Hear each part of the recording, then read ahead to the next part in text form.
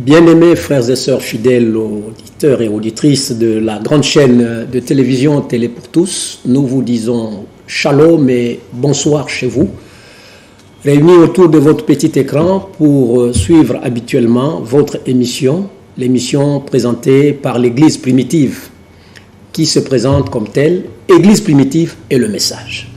Comme vous pouvez le constater sur ce plateau, nous avons reçu pour ce nouveau numéro le pasteur Akilas, qui n'est pas venu seul, mais ensemble avec l'un de ses collaborateurs, celui que vous connaissez aussi, le frère Urbain Goubili, pour aborder toujours le même thème, le thème qui a commencé, ça fait bientôt plus d'un mois, si je ne me trompe pas, au sujet du baptême du Saint-Esprit. La différence qu'il y a entre avoir le Saint-Esprit et être baptisé du Saint-Esprit. Voilà un sujet qui fait couler aussi beaucoup d'encre dans les milieux des religieux, sinon et ceux qui ont foi en Dieu. Alors, comme il est écrit dans la Bible qu'aucune écriture ne peut être l'objet d'une interprétation particulière. Sur ce point aussi, nous voulons que l'homme de Dieu, sinon les hommes de Dieu que nous avons sur ce plateau, nous disent seulement ce que les Écritures avaient prévu entre avoir le Saint-Esprit et être baptisé du Saint-Esprit. Parce que quand vous entrez dans telle assemblée ou telle autre assemblée, l'une dit, nous sommes déjà baptisés du Saint-Esprit. L'autre, elle dit, oui, nous sommes baptisés en esprit, mais ce n'est pas pleinement. Alors, l'homme de Dieu, nous vous disons shalom et bienvenue. Shalom. Comment vous vous portez? Oui, par la grâce du Seigneur, ça va. Merci. Et frère Urbain, vous aussi, comment vous allez? Non, ça va par la grâce du Seigneur, mon très cher frère. Alors, le peuple est réuni là-bas chez eux, en train d'attendre les bonnes réponses qui sortiront de ce grand livre qui est la Bible, au sujet du baptême du Saint-Esprit. Leur faire comprendre avec exactitude la différence qu'il y a entre avoir le Saint-Esprit et être baptisé du Saint-Esprit. Qu'en dites-vous, pasteur Akilas? Mais vous avez dit que aucune prophétie de l'Écriture ne peut être l'objet d'une interprétation particulière. Le baptême du Saint-Esprit, comme l'avait su dire le prophète Jean-Baptiste, c'est la promesse que Dieu a faite, parce que c'est appelé dans le livre des Actes promesse du Père à son Église, à son assemblée. Lorsque l'Église devait être ensemble, le Seigneur avait promis envoyer le baptême du Saint-Esprit. Dans Joël chapitre 2, il est parlé en ces termes. Dans les derniers jours, je répandrai de mon esprit sur toute chair. Vos fils et vos filles prophétiseront. Vos jeunes gens auront des visions et des vieillards auront les songes. Même sur mes serviteurs et sur mes servantes, je répandrai de mon esprit. C'est ce qu'avait donc rappelé le prophète Jean-Baptiste en son temps, suivi du Seigneur Yeshua qui avait dit que vous recevrez une puissance survenant sur vous et vous serez remplis de l'esprit et vous serez mes témoins à Jérusalem, dans toute la Judée, dans la Samarie et jusqu'aux extrémités de la terre. Le problème véritable est celui de savoir que le baptême du Saint-Esprit est une promesse. Mais quant au Saint-Esprit, dès lors qu'une personne est née de nouveau, il est né par l'Esprit du Seigneur, qui est le Saint-Esprit. Il est fils de Dieu, il est né d'esprit et d'eau, selon Jean, au chapitre 3. Donc, il n'y a pas à faire d'amalgame autour. Comme je l'ai dit les fois passées, l'eau est une chose, le baptême dans l'eau est une autre chose. Le Saint-Esprit, c'est une chose. Le baptême dans le Saint-Esprit, c'est l'action. C'est l'action d'être baptisé. mais dans l'esprit. Voilà ce que je peux dire pour le moment. Merci, pasteur, pour cet éclaircissement combien clair. Mais une question me vient à l'esprit en vous entendant parler, pasteur. Vous avez cité une écriture de la Bible qui annonçait ou qui parlait de la promesse de la réception du baptême du Saint-Esprit, dans Joël. Oui. Vous avez dit que dans les derniers jours, je répondrai de mon esprit. Non, c'est Joël qui avait dit ça. C'est Joël qui avait dit ça. Voilà. N'est-ce pas? Que dans les derniers jours, vous ça. croyez, comme tous les autres prédicateurs qui manipulent la Bible d'ailleurs, que nous sommes dans les derniers jours. Oui. Du fait de l'accomplissement des prophéties des temps de la fin. Mais puisque Par exemple, le message du temps de la fin. C'est un grand signe que nous sommes dans les derniers jours. Merci, pasteur. Alors, cela étant dit, que comme les autres, vous croyez que nous sommes au temps de la fin.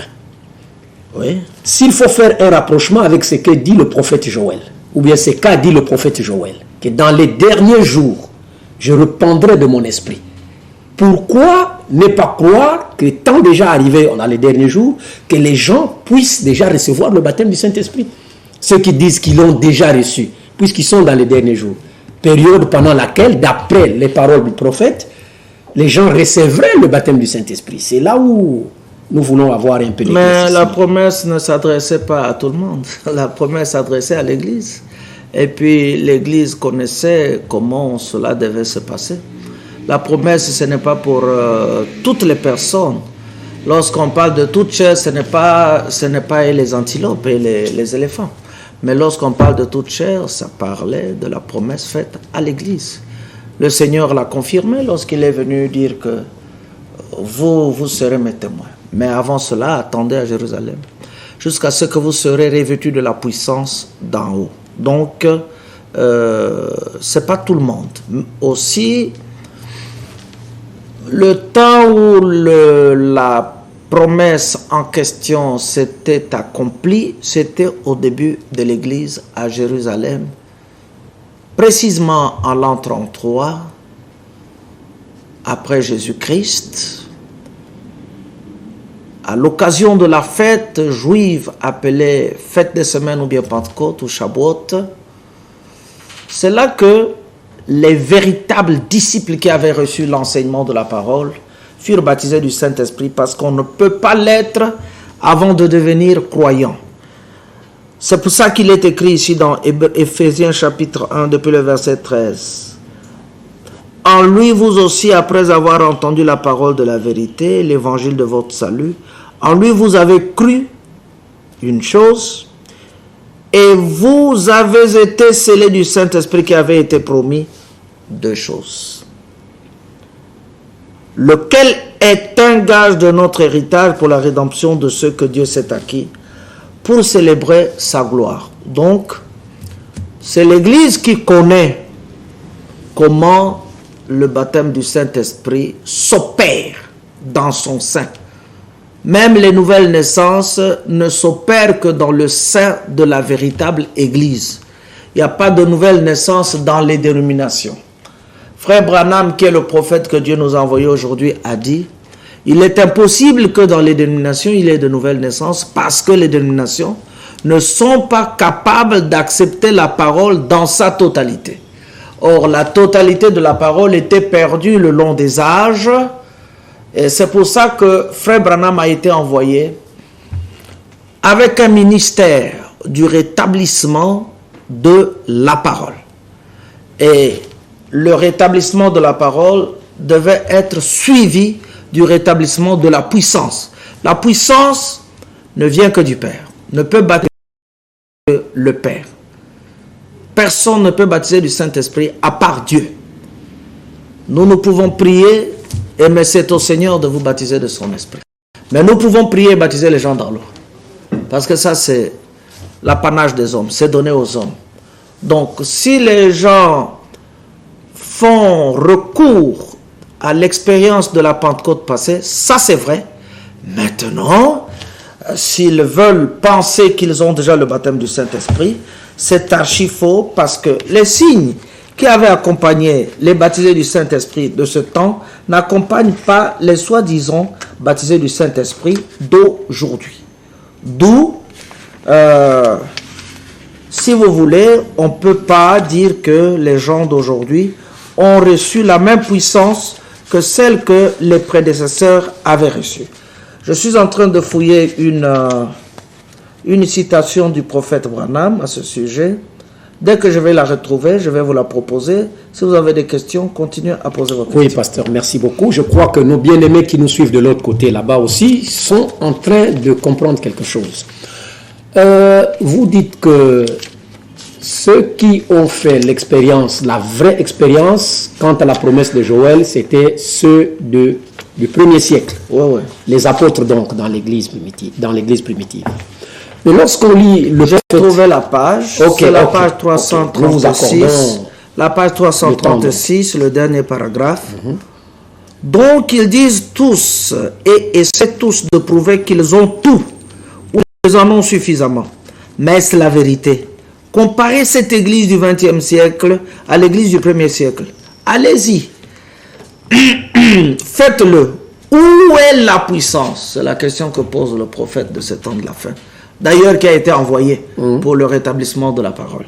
Où est la puissance? Montrez-moi dans la ville de Pointe-Noire où est la puissance.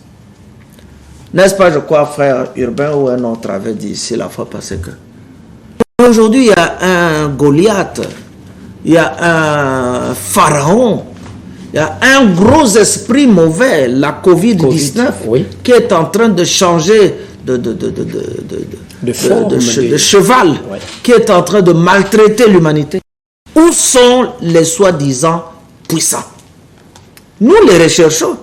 Parce que ces choses-là, ça ne doit pas s'arrêter au niveau de la théorie. Il faut qu'on en arrive à la pratique. C'est pour ça que Frère Urbain avait lu la fois passée les paroles du prophète Branham. Frère Branham me disait, maintenant ce que nous avons, c'est la mécanique. Mais nous attendons la dynamique qui mettra la machine en marche. Où sont ces gens-là? Où est la puissance? Dit Frère Branham. Où est la puissance?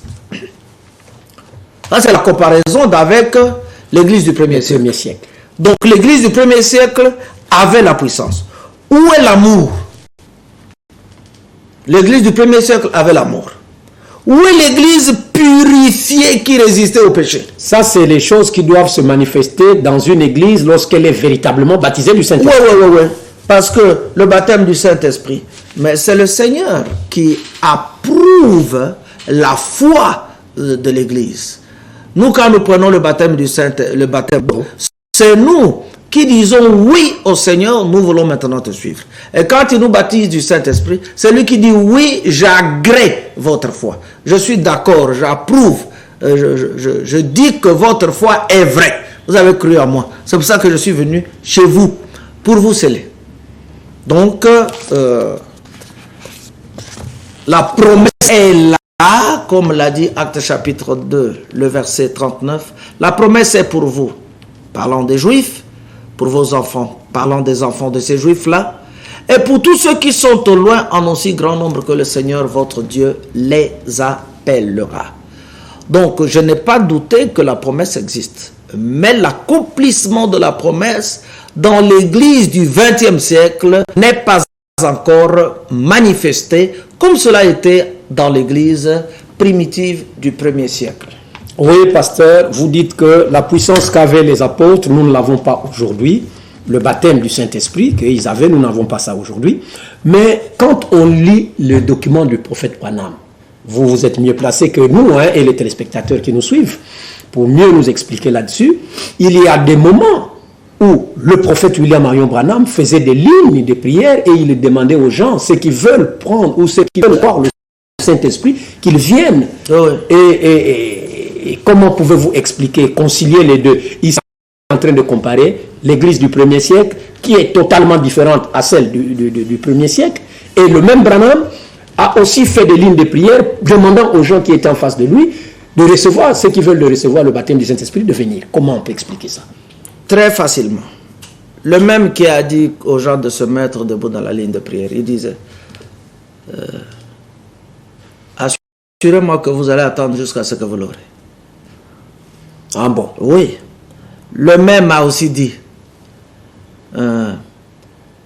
le Seigneur, quand il avait dit, en soufflant sur les apôtres, recevez l'Esprit. Cela ne voulait pas dire qu'il était baptisé du Saint-Esprit en ce temps-là. Il fallait attendre qu'il soit baptisé du Saint-Esprit. Mais moi, je peux prier pour quelque chose aujourd'hui et que ça arrive après ça. C'est biblique, c'est ça même la foi. Mon juste vivra par la foi. Dieu a parlé à Abraham. Toutes les promesses qu'il a dites à promesses. La sortie des enfants d'Israël de l'Égypte. C'est arrivé même après Abraham. Même Jésus-Christ, quand il a fait la promesse du baptême du Saint-Esprit, après avoir soufflé sur eux, quand il a fait la promesse du baptême du Saint-Esprit, c'est arrivé quand il est déjà parti. Parce qu'il avait aussi dit, il vous est avantageux que je m'en aille, parce que si je ne m'en vais pas, l'Esprit ne viendra pas sur vous. J'espère que vous qui nous suivez, vous écoutez quelle simplicité l'homme de Dieu est en train de nous clarifier les choses ici, la différence entre avoir le Saint-Esprit et être baptisé du Saint-Esprit, qui est la promesse même que nous attendons tous, nous aspirons tous à cette promesse-là. Dieu lui-même, le grand esprit, dans l'homme. Pour les frères qui sont dans le message, s'ils peuvent très bien étudier le document ou la prédication de Frère Branham intitulé « La stature d'un homme parfait », ils vont comprendre que Frère Branham a très bien clarifié ça là-bas. Il a dit que la nouvelle naissance, c'est commencé. Et puis, il s'y ajoute les vertus prévues par le Saint-Esprit jusqu'à ce que la maison est enfin coiffée par la pierre du fait. Donc, nous aussi, nous sommes la maison du Saint-Esprit. Mais il faut qu'il y ait des vertus que nous devons d'abord avoir avant que cette puissance-là ne tombe sur nous. Très bien, pasteur Aquilas. Nous donnons la parole au pasteur Urbain qui est là certainement aussi pour apporter sa pierre dans l'édifice. Que dites-vous, frère Urbain, à ce propos? Avoir le Saint-Esprit différent d'être baptisé du Saint-Esprit. Nos téléspectateurs et téléspectatrices veulent connaître davantage là-dessus. Oui, frère Benjamin, je veux seulement aussi appuyer sur ce que l'Esprit a déjà parlé par l'homme de Dieu, le pasteur Aquilas, qui est présent aujourd'hui sur ce plateau pour éclairer nous tous dans la ville de Pointe-Noire, pour que nous puissions nous tous écouter l'enseignement divin, pour qu'on ne puisse pas suivre les faux pasteurs qui ont train d'enseigner différemment les choses comme dit les Saintes Écritures. Vous voyez qu'il y a bel et bien une différence entre avoir le Saint-Esprit et être baptisé du Saint-Esprit, que même le prophète Branham dit que c'est le remplissage, c'est le scellement, et la Bible dit que le pasteur vient même de citer cette écriture de Luc chapitre 24 que je m'en veux aussi lire pour que vous puissiez écouter. Il dit ceci, depuis le verset 45, mais je dois lire à partir du verset 48. Vous êtes témoins, et voici, j'enverrai sur vous ce que mon Père a promis. Mais vous restez dans la ville, jusqu'à ce que vous soyez revêtus de la puissance d'en haut. Vous voyez que lorsque le Seigneur apparaît aux 11 disciples, il leur demande d'attendre. Après que le Seigneur est mort, c'est là où il leur demande d'attendre. Donc, jusqu'à ce qu'ils étaient en train de recevoir d'abord la parole, l'enseignement, qui est la pluie de la première saison, ils n'étaient pas encore baptisés. C'est après que le Seigneur leur a dit d'attendre, jusqu'à ce qu'ils devaient être revêtus. Comment les sont baptisés du Saint-Esprit? Pendant ce temps, ils ne sont même pas encore même nés de nouveau. C'est ça. On devait d'abord commencer par la nouvelle naissance. Voilà. Quand quelqu'un est né de nouveau, c'est un moment que vous pouvez parler du baptême du Saint-Esprit. Mais c'est même naturellement, même lorsque l'enfant n'est pas encore né, comment vous pouvez lui habiller? Ah, c'est ça. Il faut commencer d'abord que la femme mette au monde l'enfant et que les infirmiers vous la présentent et vous prenez les habits et vous revêtez l'enfant. C'est ça. Les exemples sont tellement clairs. Et le pasteur nous dit ici que comparer l'église d'aujourd'hui avec la toute première église qui n'est autre que l'église des apôtres. Regardez comment les autres ont reçu leur baptême du Saint-Esprit. Mais regardez les églises qui se disent qu'ils sont baptisés du Saint-Esprit. Lorsque eux, ils reçoivent leur baptême, on le voit. Le pasteur dit « reçoit ». Mais les sœurs reçoivent le baptême du Saint-Esprit encore. Comment? L'envers. Et lui, il est tombé sous forme de l'adoration et il tombe l'ombilic en l'air. Et que vienne les soulever. Quel est ce baptême du Saint-Esprit que les gens sont en train de recevoir? Regardez encore les églises telles que, bon, peut-être, permettez-moi, mais parce que c'est ce qu'eux disent, l'église telle que Armée du Salut, qui disent que leur baptême, ce n'est que le baptême du Saint-Esprit. Bon, peut-être, je ne sais pas, mais aucun apôtre n'a baptisé les gens le drapeau pour dire que c'est comme ça qu'on doit recevoir le baptême du Saint-Esprit. Même s'ils ont reçu le baptême du Saint-Esprit. Mais la Bible dit, peut-on refuser l'eau de baptême à ceux qui ont reçu le Saint-Esprit comme nous? Sur ce point, les gens devaient être humbles pour être enseignés par le pasteur Aquilas dans la ville de Pointe-Noire. Maintenant, pour ceux qui sont au loin, que le frère Pierre, qu'ils écoutent le frère Pierre, pour qu'ils soient bien enseignés. Frère Benjamin, c'est ça que nous puissions ajouter, pour que les gens puissent comprendre que Dieu ne travaille pas dans les églises dénominationnelles. Dieu n'a jamais choisi de telles églises. C'est ça. La Voie internationale, eux, ils refusent même le baptême d'eau. Que nous, c'est le baptême du Saint-Esprit. Mais, comment? Mais c'est contraire à ce qui dit la Bible. Donc, l'enseignement qu'il faut donner aux frères et sœurs qui vous suivent, chers prédicateurs, chers pasteurs, c'est l'enseignement qui doit sortir de la Bible. L'homme de Dieu vient de nous dire un exemple naturel, mais vraiment qui concorde parfaitement avec le thème que nous sommes en train d'aborder ce soir. On ne peut pas mettre les habits sur un enfant qui n'existe pas. Qui n'est pas né. Premièrement, il doit naître. On doit voir l'enfant là, s'il vit aussi, s'il respire. Après quoi, on met les vêtements sur lui. Donc, tant qu'un homme n'est pas né de nouveau, né de la parole de Dieu et de son esprit, il ne peut pas être rempli du même esprit du Seigneur. Donc voilà, bien-aimés frères et sœurs, nous avons des appels ici sur le téléphone de l'homme de Dieu. Nous vous demandons, avec tout le respect frères et sœurs, appelez-le quand il sera descendu du plateau. Ne l'appelez pas maintenant parce qu'il n'aura pas moyen de vous répondre à ce sujet. Donc, pasteur Aquilas, nous vous remettons la parole pour continuer à nous éclairer, nous tous. Nous en avons vraiment besoin. Moi aussi, j'aime le baptême du Saint-Esprit. La véritable Église, d'ailleurs, aspire à être baptisée du Saint-Esprit. Pardon, pasteur, de vous interrompre, s'il vous plaît. Oui. Je vois en vous cette honnêteté-là quand vous dites « moi aussi, j'ai envie d'être baptisé du Saint-Esprit ». Vous ne l'êtes pas encore jusqu'au jour d'aujourd'hui? Non, j'attends ça. Mais comment vous apportez, avec énergie, apportez-vous la parole de Dieu aux hommes et femmes? Avec l'onction de l'Esprit. Mais la majorité des prédicateurs dans la ville et même dans le monde disent que pour avoir été déjà établis dans le ministère, ils ont le baptême du Saint-Esprit et c'est par rapport à cette énergie-là qu'ils apportent la parole de Dieu. Non. Le frère a parlé de la naissance. On est établi dans le ministère dès avant la fondation du monde. Le baptême du Saint-Esprit va venir après. Et puis, la vraie action de l'Esprit ne se passe pas pendant beaucoup d'années. Comme maintenant, là, depuis que Frère Branham est venu jusqu'à aujourd'hui, c'est devenu du formalisme, tout et tout. Une véritable action de l'Esprit va arriver dans peu de temps, et cela ne prendra pas beaucoup de temps. Frère Branham a dit ça. Il dit, vous verrez ce que fera la pluie de l'arrière-saison. Elle balayera le monde. Voilà. Aujourd'hui, les gens se vantent par-ci, par-là. Mais vraiment, vous sentez qu'ils se sont leurrés. Ils se sont trompés, ils se sont illusionnés. Il n'y a rien de pareil. La puissance qu'il y avait dans l'église primitive du 1er siècle n'est pas encore arrivée chez nous. D'ailleurs, ce n'est pas pour les dénominationnels. Quand ça va arriver, ils vont voir que, voilà le frère en question. Le court homme qui disait, il est là, c'est de lui dont il est question. Dans cette ville ici de Pointe-Noire. Avec mes frères que vous êtes. Vous voyez l'honnêteté, c'est ça qu'un homme de Dieu devrait avoir. Dire les choses telles que Dieu les a dites dans sa parole.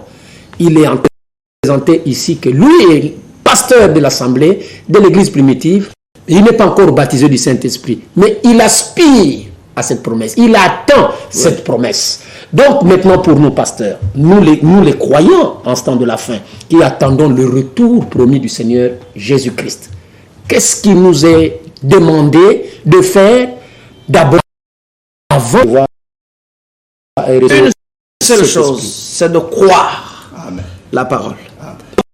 Notre temps. Et aussi croyant parole. Mais ils n'ont pas le message, ils n'ont pas la parole. Les frères de Tabernacle.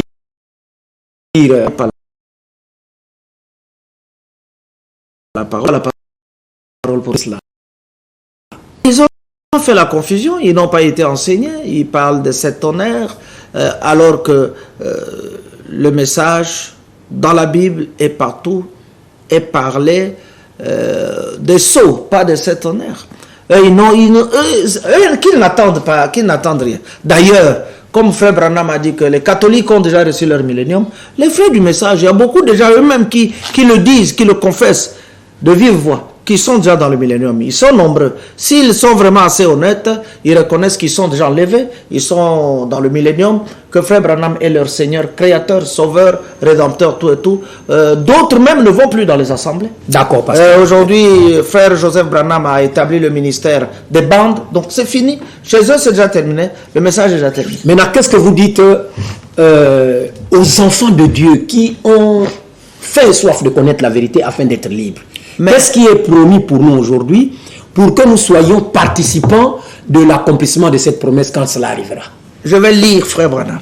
Allez-y, pasteur. Dans l'exposé de 7 âges de l'Église, à la page 370, il a dit: mais la vraie semence, alors il lui arrivera exactement ce que nous avons dit.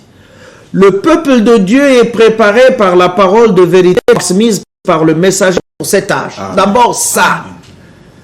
Donc nous sommes préparés par la parole de vérité. Pas les citations, toutes les citations de Frère Branham, non. La parole de vérité, la parole biblique. Ça c'est dans l'exposé, par la parole de vérité, par la parole de vérité, transmise par le messager, pas par quelqu'un d'autre.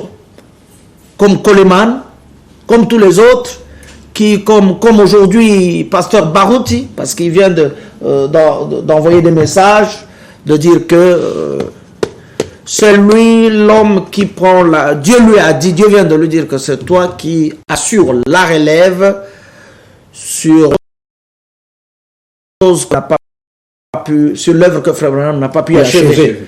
Bon, eux-mêmes ils sont déjà conscients que là c'est un trouble total, c'est une confusion totale. Même ici dans Point Noir, ils savent qu'il y a déjà une confusion totale. Mais le peuple de Dieu est préparé par la parole de vérité transmise par le messager pour cet âge. En elle, c'est-à-dire la parole, se trouvera la plénitude de la Pentecôte. C'est Frère Branham qui dit ça. Car l'Esprit ramènera les gens exactement là où ils étaient au commencement. C'est ainsi dit le Seigneur. Et il montre c'est ainsi dit le Seigneur là. C'est Joël chapitre 2 verset 23 verset 26. Et vous enfants de Sion, soyez dans l'allégresse et réjouissez-vous en Yahweh votre Elohim. Ainsi de suite.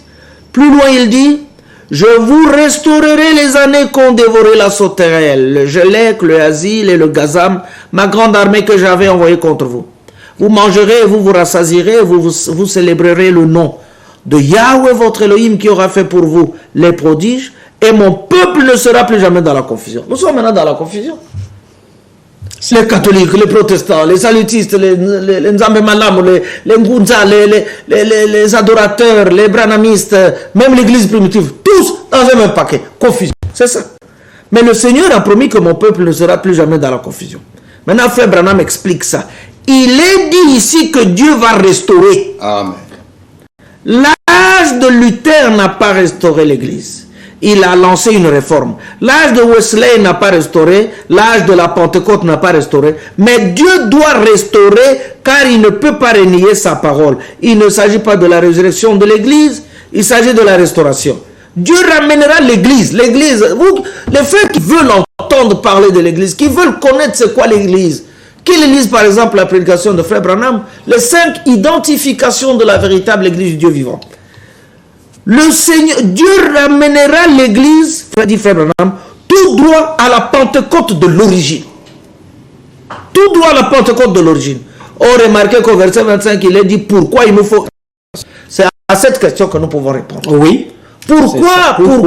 Parce que vous avez dit avant que, puisque les gens, les premiers avaient reçu le baptême du Saint-Esprit, qu'est-ce qui empêche aux autres aujourd'hui d'en avoir le même baptême du Saint-Esprit? Oui. Voici la réponse maintenant. Voici la réponse. Suivez, bien-aimés, la réponse venant du Seigneur. il est dit pourquoi il nous faut une restauration. C'est que la sauterelle, le gélec, le asile et le gazam ont tout dévoré à part la racine et un petit bout de tige. Et on nous dit que tous ces insectes, en fait, ce sont un seul et même insecte à différents stades de son développement. C'est exact. Ils sont l'esprit de l'antichrist manifesté dans l'organisation. C'est pour ça que la vraie église est contre l'organisation. Amen. La vraie église est contre les tabernacles. Frère Branham a parlé pour lui en anglais, il a dit Branham tabernacle. Tout le monde maintenant, soleil couchant tabernacle, pain de vie tabernacle, roi des rois tabernacle. Mais ça c'est l'anglais. Est-ce que ici la langue qu'on utilise c'est l'anglais? Par exemple, Baruti tabernacle, ça ne devait pas être dit comme ça. Ça devait être dit Ndako, il y a le Sambo, il y a Tata Baruti. Mais Branham a parlé en anglais. Maintenant, toi, tu vas au Bambi là-bas, tu vas dire Benjamin Tabernacle. Est-ce que toi, tu es anglophone? Non, pas. Tu es en Écosse? Non, je suis ici à Pointe-Noire, au Congo-Brazzaville, mon cher beau pays. Ça c'est des choses que nous voulons vraiment balayer. Parce que les frères ont été ennuyés du vin de l'inconduite de la même église catholique. Parce que beaucoup de gens sont venus des dénominations, dans les milieux dits du message, mais ils n'ont pas fait l'expérience de la nouvelle naissance. Or, la nouvelle naissance, c'est mourir à son ancienne nature afin que Christ vive en nous. Et quand Christ vit en nous, lui, il vit de sa propre parole. C'est comme quand nous sommes ici à la télévision. Le Seigneur ne recherche pas nos vestiges ou bien quoi que ce soit. Regarde, tu es en marinière, mais tu prêches bien. Je suis en chemise, je prêche bien. Lui aussi, il est en veste, il prêche bien. Ce qui compte, c'est la parole du Seigneur. Pourquoi il est dit qu'il faut restaurer? Mais parce que le gélec, le asile, le gazam ont tout dévoré, à part une racine et un petit bout de tige. Et on nous dit que tous ces insectes, ils sont l'esprit de l'antichrist manifesté dans l'organisation. La dénomination et la fausse doctrine, tout au long des âges. Ne pensez pas que le baptême du Saint-Esprit, ou bien l'Esprit de Dieu, a continué à se réjouir sur les gens pendant que la dénomination était en train de boycotter la parole. L'Esprit s'est envolé, frère Branham a enseigné sur ça. Il a prêché sur l'agneau et la colombe. Il dit la colombe ne peut rester que sur un agneau. Il ne peut pas rester sur un bouc. Parce que le bouc n'a pas une nature d'humilité. Le bouc est monstre. Le bouc est rebelle. Il est têtu. Il n'écoute pas la parole. L'esprit ne peut pas descendre comme il était descendu sous forme de colombe sur Yeshua dans les eaux du Jourdain, sur les tonnéristes. Ça ne peut pas. Ça ne peut même pas. Ah, ils sont là en train de parler seulement, mais ils ne comprennent même pas de quoi ils parlent. Même pas. Ils ne savent même pas qu'est-ce qu'ils attendent. Ils disent non, nous avons déjà la pluie de l'arrière-saison. Maintenant, nous attendons la pierre fêtière. C'est ça l'ignorance. C'est ça la confusion. Mais mon peuple ne sera plus jamais dans la confusion. Et le prophète continue, il dit, c'est exact. Et cette pauvre petite racine et cette tige vont être restaurées. Dieu ne va pas planter une nouvelle église. Comme aujourd'hui les gens sont en train de parler des églises. Nous n'avons pas besoin d'être appelés Aquilas Tabernacle. Ce n'est pas mon tabernacle. Ce n'était même pas le tabernacle de Frère Branham. Frère Branham à l'au-delà a dit, mais tout cela, ce sont des Branham. Dieu l'a dit, ce ne sont pas des Branham. Ce sont ceux que tu as convertis à Christ à travers ton ministère. Frère Branham n'a pas une église à lui. Ça, je le dis avec courage à la télévision en plus, ici, à Vumvu. Frère Pierre Casse n'a pas son église. Aquilas Moyen n'a pas son église. Et surtout, aucun tonneriste n'aura même une église. L'église appartient au Seigneur Yeshua, à Mashiach. Mais dans leur musique. Quand l'église a commencé, Frère Branham n'était jamais né. Il n'était même pas né. Quand l'église a commencé, Martin Luther n'était pas né. Quand l'église a commencé, même mon arrière-grand-père n'était pas né. L'église a commencé avec les apôtres.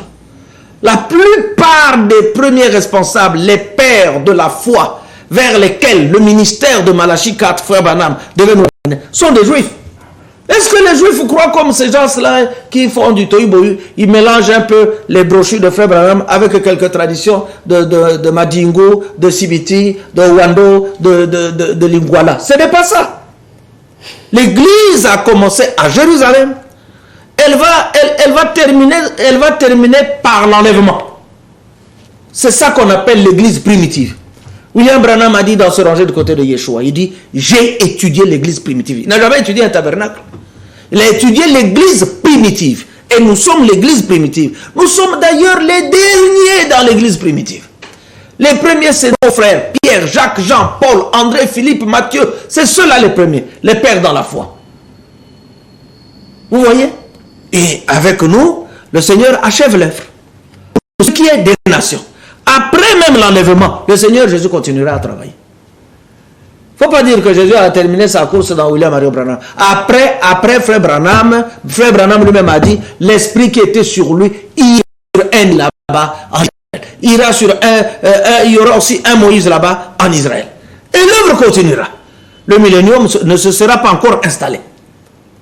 C'est ça la compréhension claire des Écritures. Si vous demandez, on ouvre les pages, on lit, on ouvre les pages de la Bible et puis on lit, et puis c'est fini.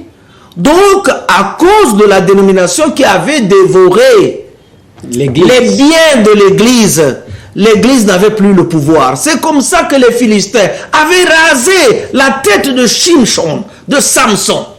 Et Samson était devenu faible. Samson était aveuglé, on l'a crevé les yeux. C'est ça le message du temps de la fin. Puisque tu es aveugle, misérable et nu et que tu ne le connais pas. L'Église d'aujourd'hui est aveugle, nu, misérable. Mais ils se vantent toujours en disant nous sommes riches, nous n'avons besoin de rien. Alors qu'on a besoin de quelque chose qui va nous différencier des dénominations, qui va nous différencier des féticheurs, des jambraises et des janaises. C'est ce que nous attendons et c'est seul pour nous que cela viendra. Parce que les autres ont déjà rejeté la parole. Vous rejetez la parole, vous ne pouvez pas avoir les bénédictions de la parole, qui sont la puissance d'en haut. Vous voyez? Et Frère Branham continue. Il le fait, comme il est dit au verset 23, par la pluie de l'enseignement, ou pluie de la première saison. Ensuite, regardez comment il conjugue le verbe. Ensuite viendra la pluie de la moisson, la foi de l'enlèvement. Ce n'est pas les 7 tonnerres qui donnent la foi de l'enlèvement. Frère Branham a parlé de 7 tonnerres qui donneraient la foi de l'enlèvement dans le premier sceau, parce qu'il présumait, et le 7e sceau ne lui avait pas encore été ouvert. C'est pour ça qu'il est présumé. Mais vraiment, la foi de l'enlèvement, c'est la pluie de la moisson. C'est le baptême du Saint-Esprit. Voilà, bien-aimés, j'espère que les choses sont très claires pour ceux qui sont encore juste de cœur, hein, parce que si vous avez un cœur tordu face à de telles déclarations, vous ne comprendrez rien. L'objectif que l'homme de Dieu, je crois, est en train de poursuivre ici, c'est d'édifier le peuple. Que vous soyez d'obédience pentecôtiste, tonneriste ou des tabernacles, pardonnez-moi, ou bien même catholique, parce que Dieu a ses enfants dans tous ces milieux-là. Partout, oui. L'objectif que l'homme de Dieu est en train de poursuivre ici, c'est d'atteindre cela, de leur montrer que les choses de Dieu ne doivent pas être mélangées, comme on fait la paille avec le froment. Il faut séparer. Vous recevez le Saint-Esprit quand vous naissez de nouveau, mais la même personne qui est née de nouveau doit attendre qu'on puisse le placer, qu'on puisse le revêtir, qu'on puisse lui donner, et il y a Dieu seul qui baptise du baptême du Saint-Esprit. Très bien. Donc, n'allez pas derrière un prédicateur qui vous dirait « apporte-moi une enveloppe d'argent » parce que ça se vend dans les assemblées. On demande de l'argent à un frère ou à une sœur qui vient avec une enveloppe pour qu'on le baptise du baptême du Saint-Esprit. Pasteur Kilas, même les questions que j'avais, vos réponses ont déjà tout clarifié, au point où je suis même à bout de questions. Je suis à bout de questions. J'espère que mes frères et sœurs aussi qui nous suivent ou qui vous suivent en ce moment sont aussi satisfaits comme moi. Alors, qu'est-ce que vous pouvez donner comme conseil en tant qu'homme de Dieu? Vous êtes plein d'amour pour ces frères-là et ces sœurs-là qui sont toujours derrière ces personnes-là qui leur présentent une $1, appelons ça comme ça, un faux billet. Qu'est-ce que vous pouvez leur dire ce soir? Apocalypse chapitre 3. Verset 18. Je te conseille. Voilà, le conseil vient maintenant. À vous qui nous suivez présentement. Je te conseille d'acheter de moi de l'or éprouvé par le feu. Là, c'est la vraie foi. Elle est impérissable. Et cette foi-là, par la grâce de Yahweh, nous l'avons reçue par le message apporté par frère Branham. Afin que tu deviennes riche. La vraie richesse aujourd'hui, frère, c'est l'avoir de la parole. Mais ce n'est pas un péché d'avoir aussi les Et des vêtements blancs, afin que tu sois vêtu et que la honte de ta nudité ne paraisse pas. Et un collier pour oindre tes yeux, afin que tu vois. Comment les gens ne voient pas que ce que nous présentent les faux prophètes, là, ce n'est pas le vrai baptême du Saint-Esprit. C'est parce qu'ils sont aveugles. Le véritable baptême du Saint-Esprit. Nous parlons ici du Covid, mais cuisat Congo, Covid au Congo. Que les grands pasteurs là fassent quand même une campagne pour nous chasser ce démon-là de Covid-19. Je demande au pasteur Kokolo, au pasteur Lifoko, au pasteur Francis, au pasteur tous les autres. J'ai beaucoup de respect pour vous tous. Mais mettez-vous en ligne, chassez Covid-19 pour que nous soyons libres. Hein? Vous voyez pas que nous avons maintenant beaucoup, nous sommes stressés avec des cache-bouches ou des cache-oreilles. Nous avons toutes ces choses-là parce qu'un démon est venu dans le monde. Maintenant, chassez-le. Faut le chasser. Vous voulez que le pasteur Akilas meure d'une telle maladie, par exemple, avant d'avoir bien enseigné ce message du temps de la fin? Chers frères, vous qui êtes plus en avant que moi, vous qui êtes baptisés du Saint-Esprit il y a longtemps, je prie que Yahweh vous envoie pour nous délivrer les Covidiens là. Ah ben, c'est ça. Ça c'est vraiment... Ça c'est un défi. Un défi qu'on vient de lancer à ces émissions. On continue avec le conseil. On continue avec le conseil. Il dit ici, et que la honte de la nudité ne paraisse pas, et un collier pour oindre tes yeux afin que tu vois. Moi je reprends et je châtie tout ce que j'ai. Et donc du zèle et répands-toi. Il ne faut pas avoir l'habitude de mentir à l'église. Moi je suis puissant, je suis puissant. Moi j'avais dit la fois passée ici, mais beaucoup de frères que nous avons connus dans les milieux du message prétendaient avoir le baptême du Saint-Esprit. Aujourd'hui ne prient même plus. Ils ont même déjà fermé leur tabernacle. Ou ils sont dans le purgatoire ou bien ils sont à quel niveau maintenant de la foi? Parce que normalement quand quelqu'un est baptisé du Saint-Esprit, il est scellé. Amen. Pour le jour de la rédemption. Il ne peut même plus repartir dans le monde. C'est pas possible. C'est pas possible. On n'a jamais appris cela. Et il dit maintenant voici je me tiens à la porte et je frappe. Si quelqu'un entend ma voix et ouvre la porte, j'entrerai chez lui, je souperai avec lui et lui avec moi. Celui qui vaincra, je le ferai asseoir avec moi sur mon trône, comme moi j'ai vaincu et me suis assis avec mon Père sur son trône. Ça c'est l'enlèvement. Le Seigneur est assis, aujourd'hui Yeshua est assis, pas sur son trône. Il est assis sur le trône de son Père. Nous aussi, nous nous asseoirons sur son trône. Nous voulons aller à l'enlèvement. Mais pour aller à l'enlèvement, il faut être préparé par le message. Mais quand nous aurons reçu le message, qu'est-ce qui va confirmer que nous avons vraiment reçu le message? C'est le baptême du Saint-Esprit. Voilà, chers fidèles téléspectateurs et téléspectatrices, c'est le baptême du Saint-Esprit qui viendra confirmer que réellement, voilà les gens qui ont cru au message du temps de la fin. C'est ça, c'est ça. On voulait bien rester encore plus longuement avec vous, mais ce n'est qu'une partie remise. On vient de nous faire signe là-bas de l'autre côté de la vitrine par notre frère qui est à la technique, que notre temps est arrivé à son terme. Nous vous disons donc prochainement que Dieu nous garde, que Dieu garde ses serviteurs pour Merci. Que chaque fois qu'ils reviennent encore ici pour donner de plus amples détails là-dessus. Mais qu'à cela ne tienne, vous allez avoir la rediffusion de la même émission vendredi, je crois, à 17h. Et si vous avez des questions, comme on a vu le téléphone de l'homme de Dieu vibrer ici, vous pouvez appeler au 05 608 20 91. Ça, c'est son numéro RTL direct. Ou encore au 06 933 02 35. N'hésitez pas, vous avez entendu le conseil que l'Esprit nous a dit,